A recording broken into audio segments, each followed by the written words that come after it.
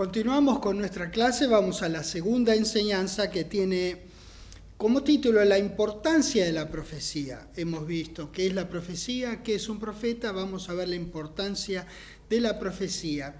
Porque sin profecía el pueblo se desenfrena. Vamos a Proverbios capítulo 29, vamos a ver esta frase que yo acabo de mencionar.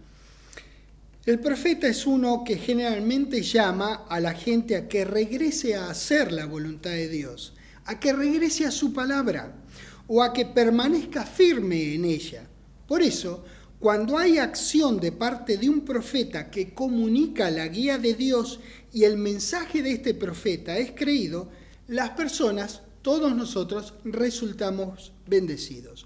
Proverbios 29, versículo 18 dice: sin profecía, el pueblo se desenfrena, mas el que guarda la ley es bienaventurado. Bueno, son varias las versiones que en lugar de profecía han traducido visión. Bueno, en este versículo particular, profecía o visión, en realidad es el contenido del mensaje que da un profeta mediante el cual profiere, declara, proclama un mensaje de Dios para una situación determinada y a un pueblo determinado también. Este mensaje es la palabra de Dios hablada por ese hombre de Dios para la gente a quien dirige el mensaje, o sea, a un grupo en particular, a causa de, como dije, una situación dada. Por favor, vayan a 1 Samuel capítulo 3. La palabra profecía acá es la palabra hebrea jasón. Se usa en otro versículo, que es el que quiero que veamos, que registra los primeros pasos de Samuel, un profeta de aquellos, un varón de Dios maravilloso. Leer lo que dice la palabra de Dios acerca de este maravilloso hombre, realmente lo motiva a uno a servirlo a Jehová de la manera que él lo hizo. 1 Samuel capítulo 3, en el versículo 1 dice: el joven Samuel, era jovencito Samuel en este entonces, ministraba a Jehová en presencia de Elí, y la palabra de Jehová, fíjense lo que dice ahí, escaseaba en aquellos días. No había jasón, no había visión con frecuencia, no había jasón. ¡Qué bárbaro! ¡Qué momento triste! Oscuro en la historia de Israel, que no haya habido visión, que no haya habido jasón o profecía con frecuencia.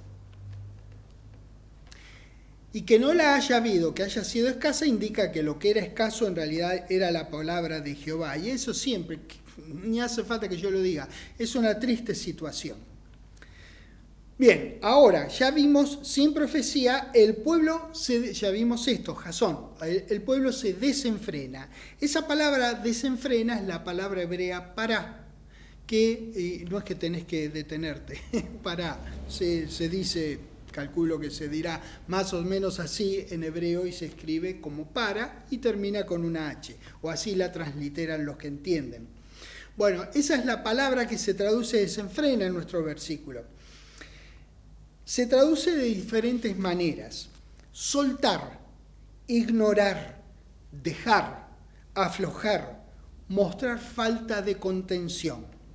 Lo que está diciendo este versículo es que sin esa comunicación de parte de Dios dada a un hombre de su elección, la gente se desenfrena. Hay otras versiones que dicen que es bueno para que nosotros ampliemos, digamos, nuestro entendimiento acerca de esta palabra y lo que quiere decir. Hay una versión que dice: donde no hay visión, el pueblo se suelta, pero bendito el que guarda la Torá. Muy bien.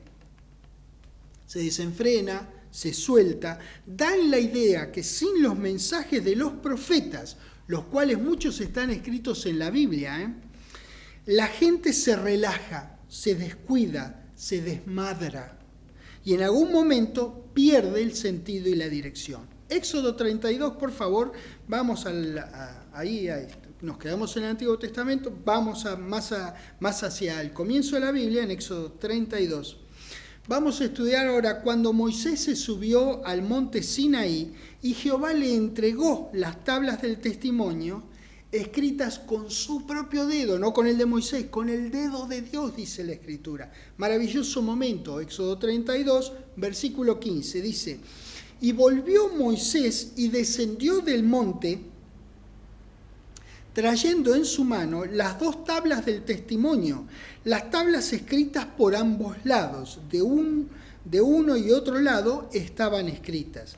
Y las tablas eran obra de Dios, y la escritura era escritura de Dios grabada sobre las tablas. Damas y caballeros, esto nos muestra el interés que tiene Dios por su propia palabra, que la primera vez que jamás haya sido escrito fue sobre piedra y con su propio dedo. Eso es lo que Él piensa de su palabra.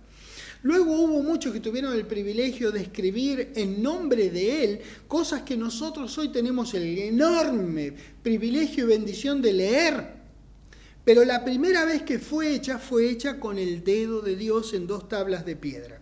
Bueno, 17. Cuando oyó Josué, Moisés, cuando oyó Josué el clamor del pueblo que gritaba, dijo a Moisés: alarido de pelea hay en el campamento. Y Moisés respondió: no es voz de alarido de fuertes, ni voz de alarido de débiles. Voz de cantar oigo yo, dijo Moisés. Diferenció el sonido que escuchaba Moisés, lo escuchaba como que se estaban peleando. Josué pensó que se estaban peleando. Eso es lo que interpretó Josué de los alaridos que salían del campamento. Pero Moisés dijo: no veo que sea eso. Yo voz de cantar oigo, dijo. 19. Y aconteció que cuando él llegó al campamento y vio el becerro y las danzas, ardió de ira Moisés. ¿No lo entenderíamos nosotros? Y arrojó las tablas de sus manos y las quebró al pie del monte. Bueno, triste cosa que hizo nuestro querido Moisés. Estaba muy irritado, estuvo mal, obviamente, pero la situación era realmente horrible, así que no lo estamos juzgando, estamos leyendo el registro nomás y entendiendo mejor lo que significa todo esto. 20. Y tomó el becerro que habían hecho y lo quemó en el fuego y lo molió hasta reducirlo a polvo, que esparció sobre las aguas y lo dio a beber a los hijos de Israel.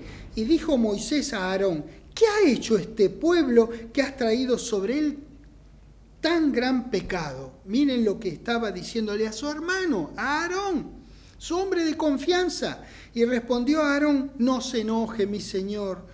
Tú conoces al pueblo que se ha inclinado al mal. ¿Y vos, Aarón, qué te pasó a vos? Porque me dijeron: haznos dioses que vayan delante de nosotros, porque este Moisés, el varón que nos sacó de la tierra de Egipto, no sabemos qué le haya acontecido. Y yo les respondí: ¿quién tiene oro? Apartadlo. Y me lo dieron y lo eché en el fuego y salió este becerro. ¡Fum! Oh, mira, salió el becerro.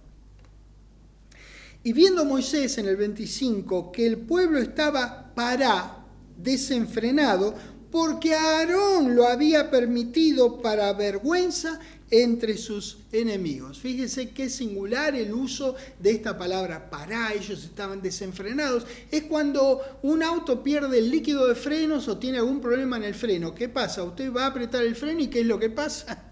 Usted frena, pero contra la siguiente pared o contra un auto que está cercano.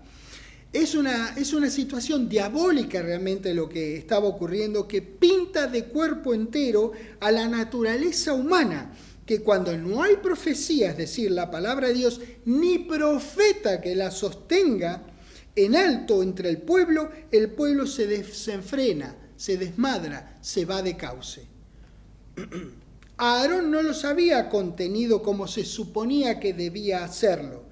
Fíjese que dice que Aarón lo había permitido. Qué importancia la de un líder según Dios, ¿verdad? Para mantener en cauce de la palabra de Dios a un grupo de personas. Jueces capítulo 2, por favor. Vamos a ver algunos ejemplos más. Quiero que quede bien entendido esto, que el pueblo sin profecía se desenfrena, se suelta, se desmadra. Jueces 2, En el versículo 8 vamos a comenzar la lectura, dice, pero murió Josué, hijo de Nun, siervo de Jehová, siendo de 110 años, y lo sepultaron en su heredad de Timnat-Sera, en el monte de Efraín, al norte del monte de Gaás. Y toda aquella generación también fue reunida a sus padres, y se levantó después de ellos otra generación que no conocía a Jehová, ni la obra que él había hecho por Israel. ¡Caramba! ¿Qué les pasó que no lo comunicaron? Después los hijos de Israel hicieron lo malo ante los ojos de Jehová y sirvieron a los Baales y dejaron a Jehová, el Dios de sus padres, que los había sacado de la tierra de Egipto, y se fueron tras otros dioses, los dioses de los pueblos que estaban en sus alrededores, a los cuales adoraron y provocaron a ira a Jehová. 13. Y dejaron a Jehová y adoraron a Baal y a Astarot. Fíjense, murieron Josué y se desmadraron, se fueron para cualquier lado. Segunda de Crónicas, capítulo 28, por favor. Estos son registros fundamentales. Olvídese que están en el Antiguo Testamento, o bueno, no se olvide que están en el Antiguo Testamento, pero sirven para nuestro aprendizaje también de qué es lo que pasa cuando falta profecía o cuando falta profeta. Porque una de las causas para quedarse sin profecía es quedarse sin profeta. De manera que nosotros podríamos formular también que sin profeta el pueblo también se desenfrena. Segunda de Crónicas, capítulo 28, versículo 19, dice que porque Jehová había humillado a Judá por causa de Acaz, rey de Israel, por cuanto él había actuado desenfrenadamente en Judá y había prevaricado gravemente contra Jehová. Bueno, vuelvan por favor a Jueces, quiero que veamos otros dos registros, y si no, no importa, yo los leo y ustedes disfrútenlos. A veces no está la palabra pará, que muestra el desenfreno, el desmadre, el haber perdido los frenos, el haberse soltado para mal, pero sí tienen el concepto, por eso es importante entenderlo, en qué circunstancias ellos pierden el freno, ¿no? Cuando no existe la guía que provee la palabra de Dios, ya sea a través de su palabra escrita o por su palabra hablada por un profeta, siempre habrá desenfreno y siempre terminará en pecado. Jueces 17, en el versículo 6, dice, en aquellos días no había rey en Israel. Cada uno hacía ¿qué cosa? Lo que bien le parecía. Todo estaba bien para todos. Cada cual, lo mío es lo que hay que hacer, yo estoy correcto, yo hago esto, y todos pensaban que su camino era el correcto. Jueces también, en el capítulo 21, en el versículo 25, dice, en estos días no había rey en Israel, lo repite, claro. Cada uno hacía lo que bien le parecía. Debe ser importante porque 8 capítulos, entre el 17 y el 25 hay 8 capítulos y repite la misma frase. Debe ser importante entonces, porque Dios no quiere que quiere sí que cada cual haga lo que quiere, pero lo que quiera, porque nos dio libre albedrío, pero lo que Él quisiera para nuestro bien es que hagamos su voluntad. Bueno, no habiendo alguien que esté al frente, cada cual hace lo que le parece bien a cada uno según su propia opinión. Las cosas se ordenan cuando hay un líder según Dios que provee la dirección que le parezca bien a Dios. Puede que un profeta no sea necesariamente un líder, sino que sirva a uno. Tal es el caso con los profetas que estaban con los reyes a quienes les proveían la guía de Dios para sus reinos. En el libro de Jueces hay algunos ejemplos que reflejan la importancia de que hubiera alguien ordenado por Dios para proveer guía al pueblo. Jueces 3, ya que estamos en Jueces, vamos a aprovechar, vamos a ver varios, porque quiero que veamos un principio que se repite. Jueces 3, en el versículo 9 dice, entonces clamaron los hijos de Israel a Jehová, y Jehová levantó un libertador.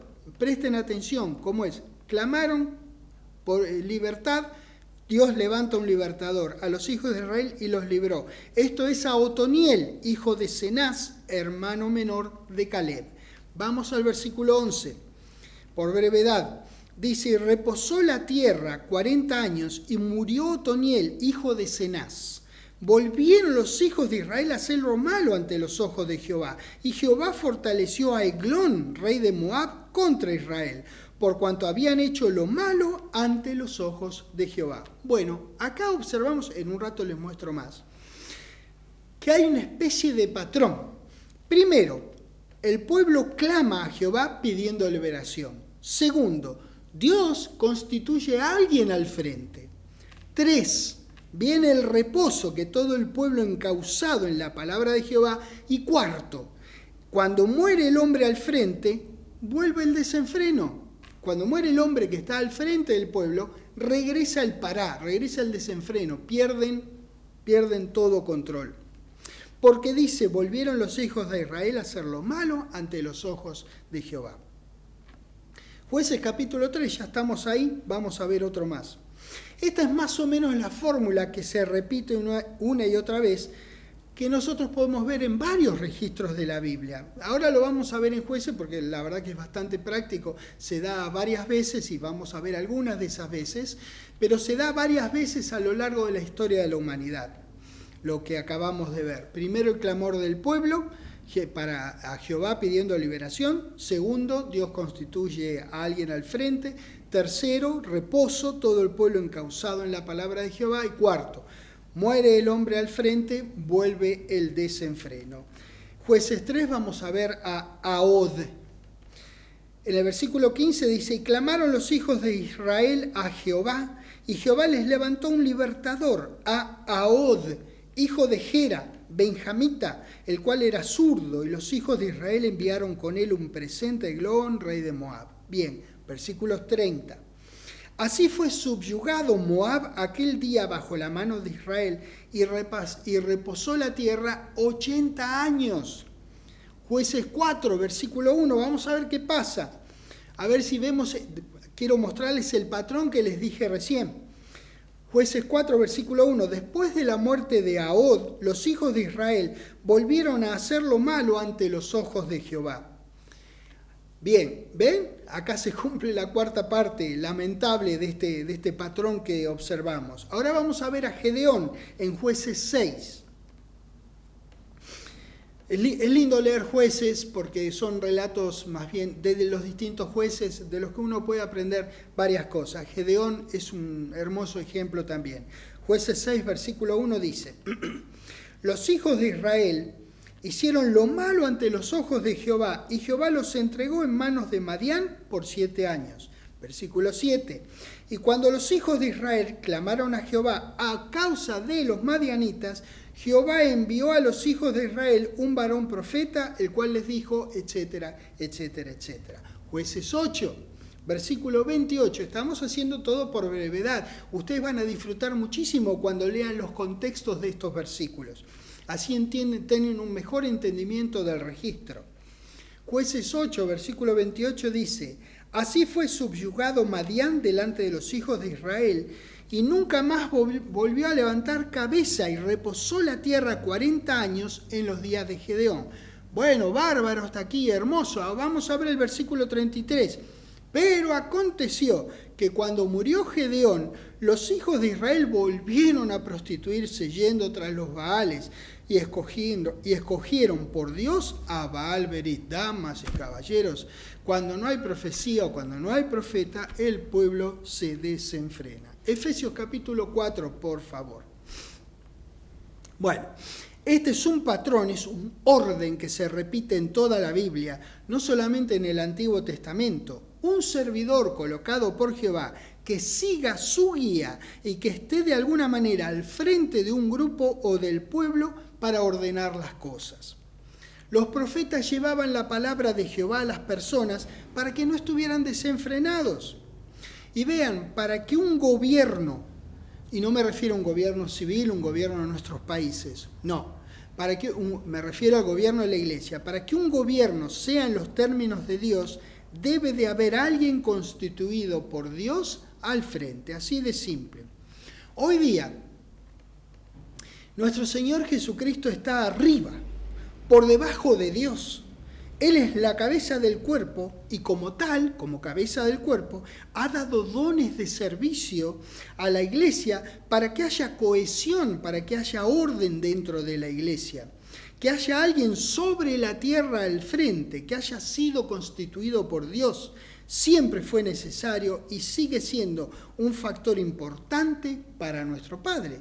En Efesios 4, en el versículo 11, terreno conocido, espero para todos, dice que Él mismo constituyó a unos apóstoles, a otros profetas, a otros evangelistas, a otros pastores y maestros, a fin de perfeccionar a los santos para la obra del ministerio, para la edificación del cuerpo de Cristo, hasta que todos lleguemos a la unidad de la fe y del conocimiento del Hijo de Dios, a un varón perfecto, a la medida de la estatura de la plenitud de Cristo. Caramba, qué necesarios que son estas funciones de servicio, estos ministerios de servicio. Para este propósito es que nosotros hoy día tenemos hermanos que han recibido de nuestro Señor Jesucristo estas capacidades de gobierno en la iglesia. El versículo 13 dice, ¿hasta cuándo serán necesarios? Hasta que todos lleguemos a la unidad de la fe y del conocimiento del Hijo de Dios, a un varón perfecto, a la medida de la estatura de la plenitud de Cristo. Sin esta dirección dada por estos servidores, pregunto yo, ¿habrá algún desenfreno? Sin este gobierno, sin esta dirección dada por estos ministerios, ¿habrá desenfreno? Miren lo que dice el 14. Para que ya no seamos niños fluctuantes. Sí, señores, habrá desenfreno. Por eso ven lo que estamos estudiando en el Antiguo Testamento es tan relevante para el Nuevo. Para que ya no seamos niños fluctuantes, llevados por doquiera de todo viento de doctrina, por estratagemas de hombres, que para engañar emplean con astucias las artimañas del error. Ahí el versículo 14 respondió a nuestra pregunta, si sin estos ministerios habrá desenfreno. Sí lo habrá si no estuvieran presentes estas 4 funciones de servicio dentro de la iglesia. Entonces, sí puede haber lo que había, no importa que no esté la palabra hebrea para aquí, para desenfreno, pero es el concepto que está. Dice acá, ser llevados al error por todo viento de doctrina, eso implica flojera, soltarse, ignorancia, dejadez, abandono, entre otros perjuicios. Otra pregunta que podría surgir cuando uno lee estos registros, ¿qué beneficio trae recibir asistencia de estas funciones de servicio? Vean, simplemente crecimiento en amor en dirección a Cristo. Miren lo que dice el 15 y el 16. Dice, sino que siguiendo la verdad en amor, crezcamos en todo en aquel que es la cabeza, esto es Cristo, en quien todo el cuerpo, bien concertado y unido entre sí por todas las coyunturas que se ayudan mutuamente, según la actividad propia de cada miembro, recibe su crecimiento para ir edificándose en amor. Bueno, este crecimiento en amor tan necesario viene como consecuencia lógica de la dirección que proveen los apóstoles, profetas, evangelistas, pastores y maestros. El Señor mismo los constituyó cuando subió arriba y dio dones a los hombres. Entonces, quiere decir que son necesarios al día de hoy.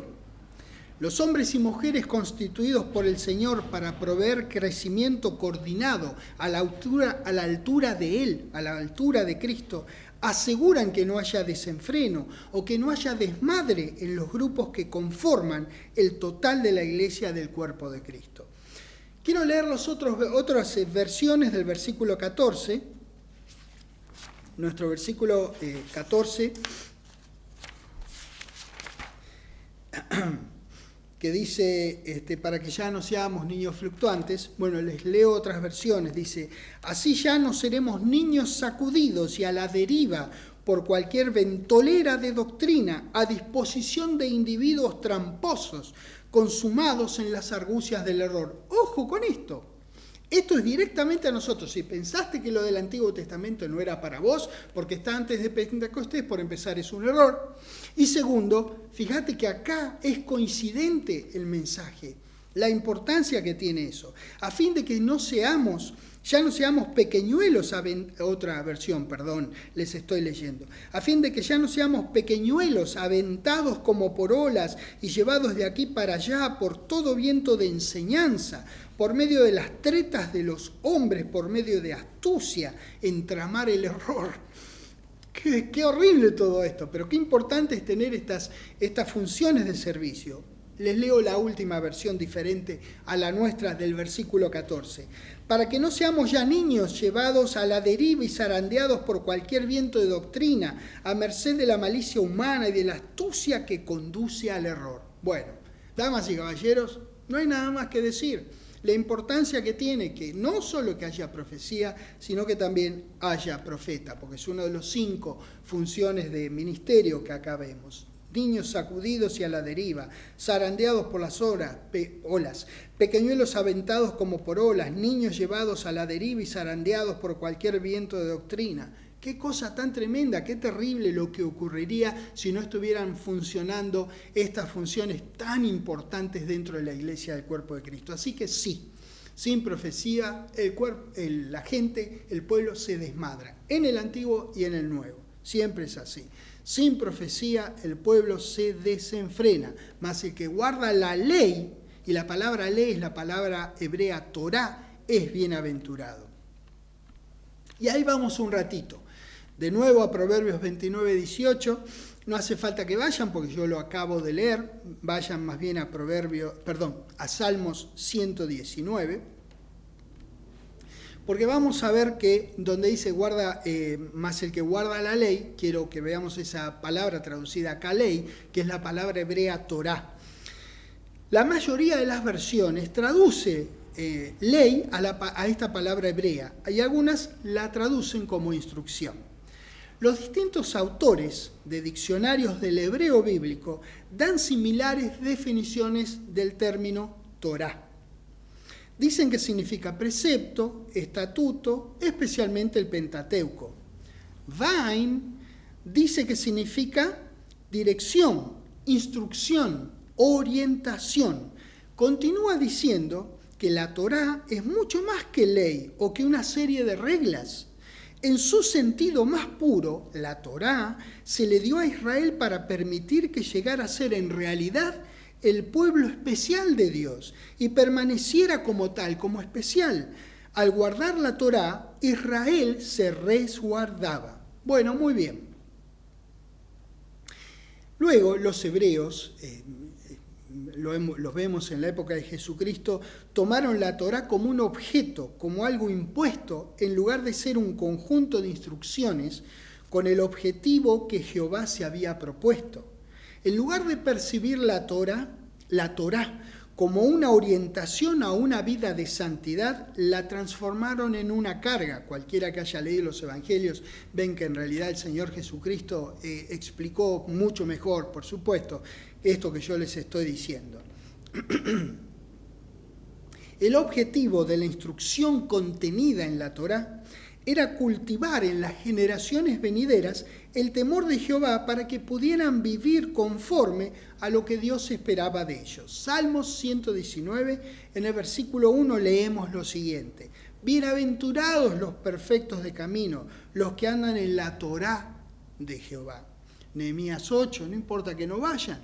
Yo les leo, en el versículo 18 dice: y leyó Esdras en el libro de la Torá de Dios cada día, desde el primer día hasta el último. E hicieron la fiesta solemne. Si ustedes leyeron, se acuerdan que la gente estaba contentísima de que les habían leído la Torá después de tanto tiempo. Algunos lloraron de la emoción, del gozo que les daba escuchar de nuevo la Torá. Malaquías 4. Versículo 4 dice: acordaos de la Torá de Moisés, mi siervo, dijo Dios acá a través de Malaquías, al cual encargué en Horeb ordenanzas y leyes para todo Israel.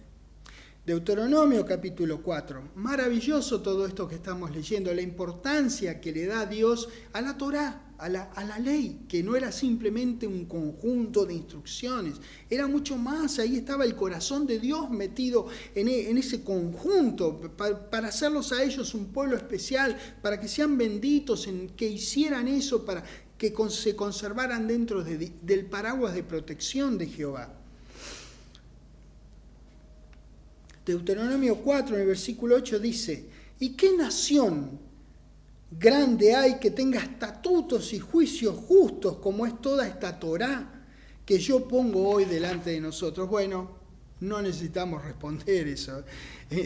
Es una pregunta que se nos puede hacer a nosotros también, aunque tengamos más que tan solo esa ley, más que tan solo esa Torá. Nosotros tenemos eso más todo lo otro que está contenido en nuestra Biblia, todas las escrituras del Antiguo y el Nuevo Testamento.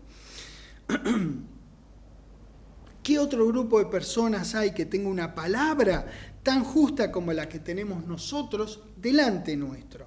Así que, tradicionalmente hablando, Torá se traduce como ley, pero verdaderamente era mucho más que una ley, como conjunto de códigos legales a los cuales obedecer.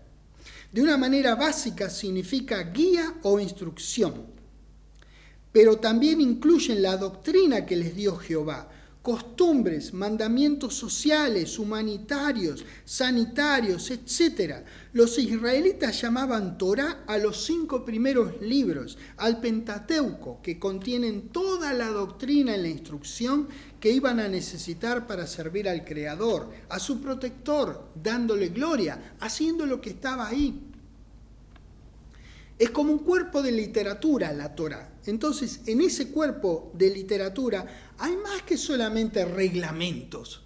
Oh, haz esto, haz esto, haz esto. Hay mucho más que eso. Hay ejemplos de qué hacer y qué no. Hay normas morales, legales, actos de Dios, actos del pueblo. De esta manera los pueblos circundantes sabrían que ellos eran un pueblo especial, un tesoro de Jehová. Haciendo estas cosas iban a dar testimonio a los otros del amor de Jehová por la humanidad. Porque ahí se encuentran en la Torá los pensamientos de Dios. Estudiándola se aprende a pensar como Él. Se adquiere sabiduría, se aprende a lidiar con la vida para emerger piadoso en toda situación. Se aprende la importancia de educar a la familia en los caminos de Dios. Se aprende a vivir y gobernar una familia y sociedad orientada a darle gloria a Dios, una sociedad justa. Eso forma parte del cuerpo que era la Torá. Es el corazón de Dios metido ahí. Traducir Torá solamente como ley es limitarla un poco. Nosotros debemos aprender lo que significa esta palabra para apreciar mejor lo que Dios está diciendo cuando dice, sin profecía, el pueblo se desenfrena, mas el que guarda la Torá es bienaventurado. Por eso es importante tomarnos este tiempo y ver qué es lo que significan estas cosas. Caramba, es tan maravilloso saber estas cosas acerca de nuestro querido Dios. Él no ha cambiado, siempre quiso el bien para todos. Y el mejor bien es su palabra. Segunda de Pedro, capítulo 1.